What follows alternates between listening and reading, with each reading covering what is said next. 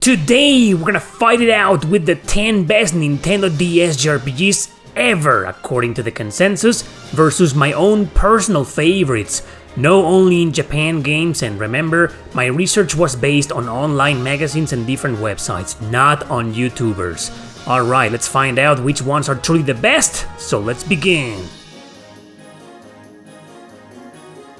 Number 10, Final Fantasy Tactics 8-2, Grimoire of the Rift. What kind of name is that, man?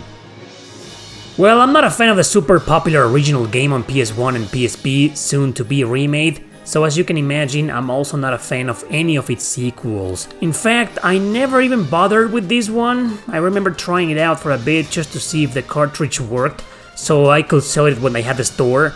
I never made it any far because back then I thought it was pointless. If I couldn't become a fan of the original, then might as well forget about this one. But it's cool to see that so many people had it on their lists, which means it's gotta be at least decent, right?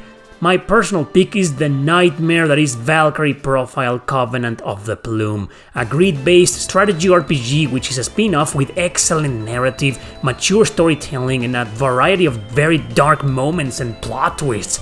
The gameplay has you deciding between a few routes which lead to different characters and endings, but it's freaking insane with broken ass difficulty featuring tons of nasty spikes, that and the fact that you've gotta sacrifice one ally to progress with the story sometimes. Damn, I love this game but I also hate it, which means I'm not even gonna bother comparing it to Grimoire of the Rift. That one can have the 10th place for all I care.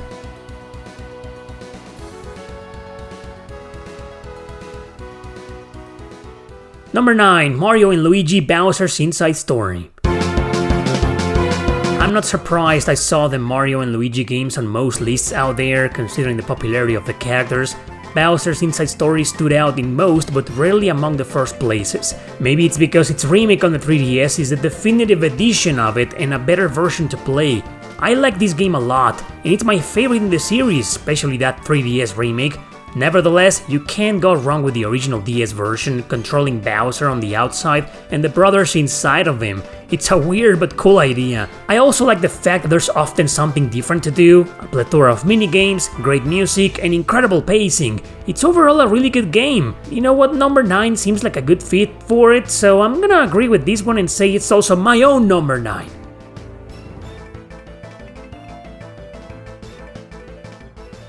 Number 8, Shin Megami Tensei Devil Survivor. It was great for me to see this game in a few lists out there. Not as high as it should be in my opinion, but at least it was there. And I mean that since the game had a bad rep for a while, thankfully restored by the Shin Megami Tensei fanbase. It's excellent, but with frustrating mission objectives and gameplay mechanics. We'll get to it in a bit, since you obviously should know by now this is among the first places of my own list. So I guess on number 8 I will leave Dragon Quest V, a full remake of the original Super Famicom game we never got. This one has enhanced graphics, smoother gameplay, and a third female protagonist you can marry your main character to, who's exclusive to this version. Some will say this is the best version of this game to play, though others will argue in favor of its PS2 remake that we also never got. This is a great game and I can see why people love it so much, but Devil Survivor is just way more interesting and original for me. This place belongs to Dragon Quest V.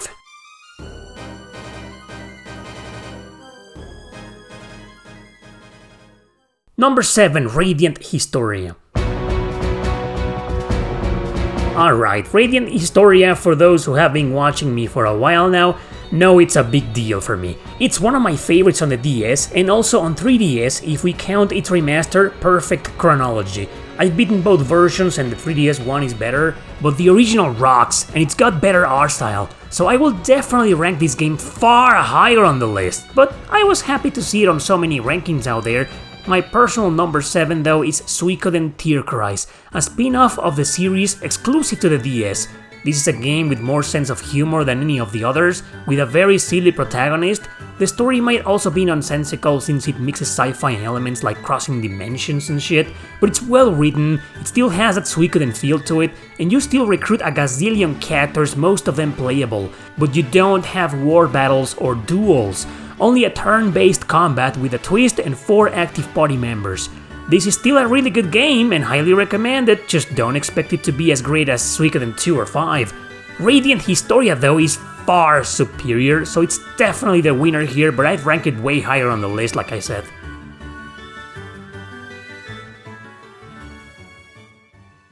Number 6, Pokemon Black and White 2. I was surprised to see these two sequels over the originals in most lists, but then again, I know nothing about them. I had them a few times for sale when I had a store, but that was it. I never bothered playing them because I had already given up on the series.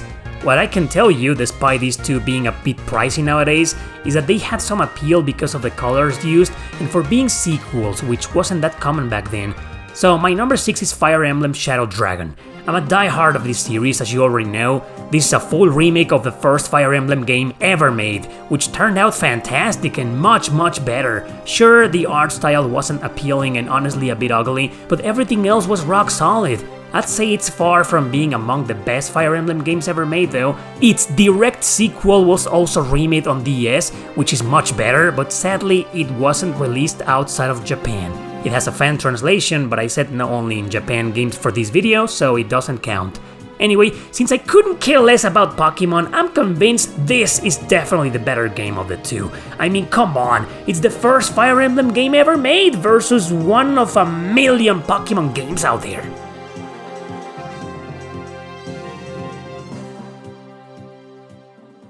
Number 5, Dragon Quest IX. I like Dragon Quest IX despite it not being among my favorites in the series. I think creating your own character and going into what's basically an open world game was a good idea, but it was honestly not my cup of tea. I spent hours playing it, but most of that time was getting lost or getting into field battles with different monsters. It's a great JRPG for sure, and it does have the charm the series is known for. Regardless, this isn't even in my top 10. I believe the highlight of it was its multiplayer features and not quite its single player mode. So my number 5 will be Endless Frontier, the first episode of a very obscure duology I just reviewed about a month ago. It's such a cool game with tons of personality, hard but addicting battle mechanics, beautiful pixel art, fan service and great soundtrack. There's no way in hell I could let Dragon Quest IX beat this excellent gem, but I'm sure most people will strongly disagree. It's just, Dragon Quest IX is just that, a Dragon Quest game, whereas Endless Frontier is a highly unique and very original game.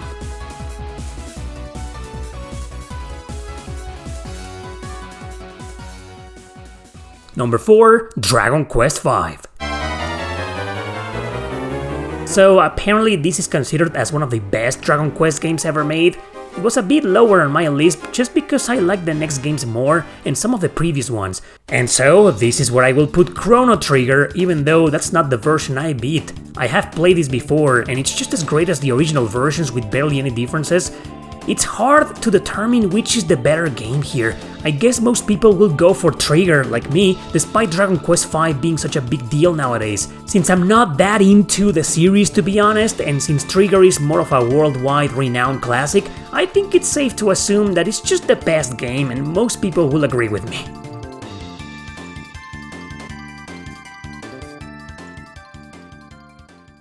Number 3, Pokemon Heart Gold and Soul Silver. Of course, another Pokemon duology will be in the first places of the list. There's always a million of those per console and year, and the DS was no exception. I've never played this one, nor do I care to play it one day since I'm just not a fan of the series. Nowadays, physical copies of these go for insane prices no matter the edition.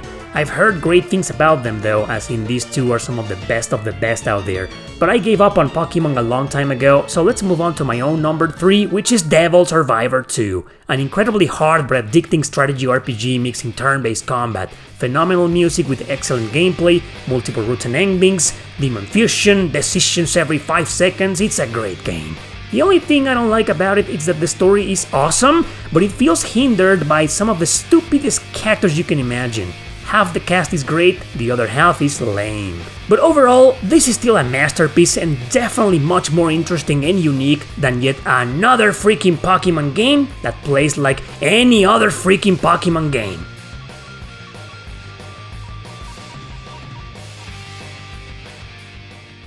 Number 2, Chrono Trigger. I'm shocked. Shocked that Trigger wasn't that often in the first places of most lists. You'll be even more shocked to see which one was, but we'll get to that in a bit. I'm not sure this is the best version of Trigger to play because they made it harder than all the others, but I think in everything else this is the same game. Barely any differences exist with the originals. So anyway, Chrono Trigger, you know it very well, so let's go straight to my number 2, which is Devil Survivor. Incredibly hard and unbalanced, but worth the suffering, worth the grind. As I said before, it rewards you with such a very well written story, most of the characters are interesting, the development is superb, the music is outstanding, the gameplay is addicting, the combat is amazing, what else can I say? But it can't be my number 1 because the 3DS port, Overclocked, is the better version of it to play. Now, is this game better than Trigger? For me it is, because it's way more unique and interesting, but Trigger is Trigger, so it's hard to find something that can compete with it.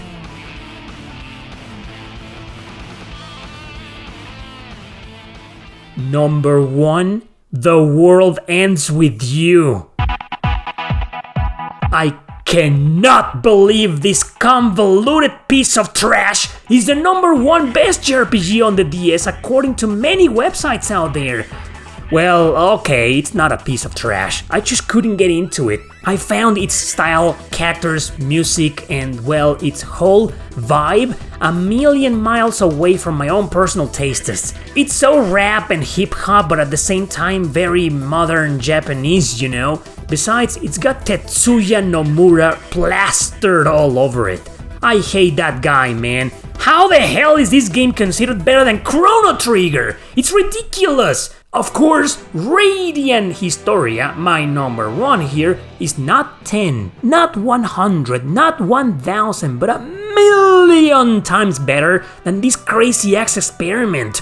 It's a masterpiece that nearly everyone likes and barely anyone hates, whereas The World Ends With You is a very divisive game. It can't even begin to compete with most JRPGs on this list, to be honest. To me, Radiant Historia will always be the best of the best, the king on the DS, and a truly incredible JRPG that everybody should play. It's the true number 1, no questions asked, so get this World Ends With You game out of my damn face.